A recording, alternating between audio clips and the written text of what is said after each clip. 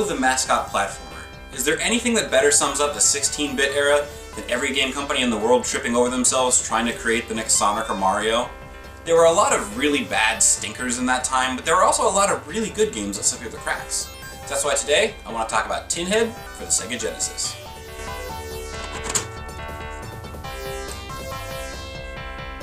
Tinhead was developed by Microprose UK and published by Spectrum Holobyte for the Sega Genesis in 1993.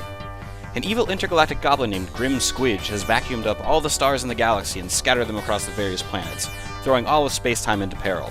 It's up to you as Tinhead, the guardian of the edge of the universe, to retrieve the stars, defeat Squidge, and save all of space-time from collapse.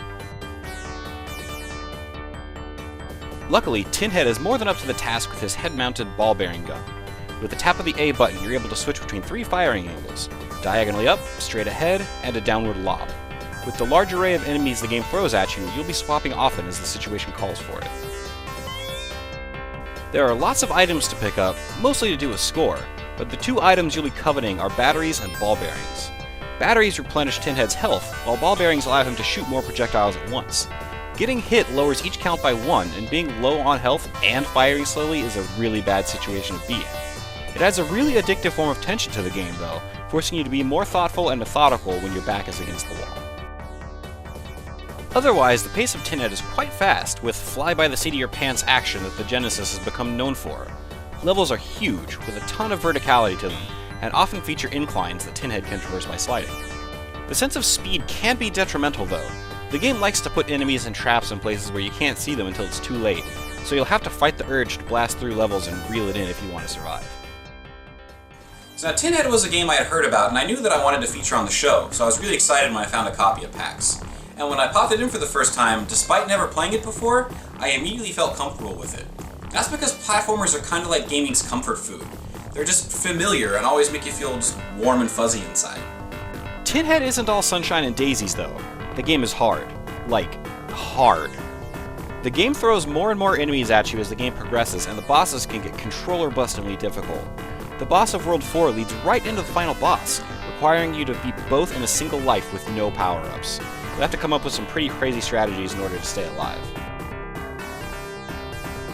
Luckily, the game features a password system, so you can warp to any level of your choosing or even cheat a little bit.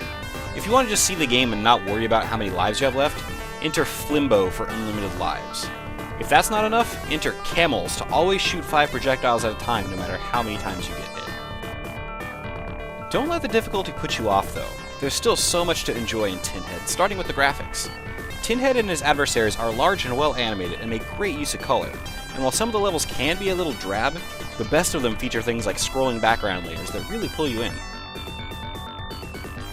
The music is a real treat, too. I'm actually a really big fan of the jingle that plays when you complete a level. I wish it played in real life whenever I did something cool. Alright, I finished editing the episode.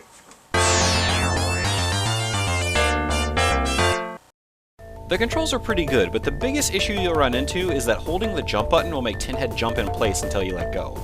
While most games have you holding the jump button to jump higher, Tinhead's propensity to jump again the second he hits the ground as long as you're holding the button will cause you some trouble.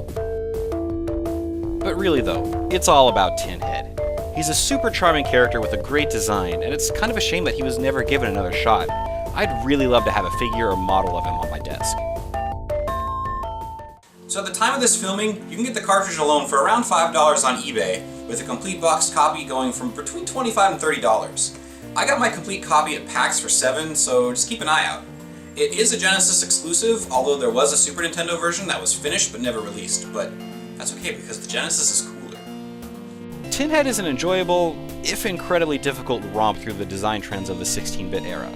It'll give you some trouble to be sure, but as a whole, Tinhead is just so charming that you'll enjoy every second you spend with him.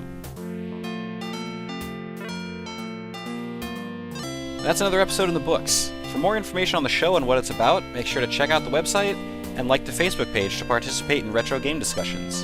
You can follow me on Twitter as well.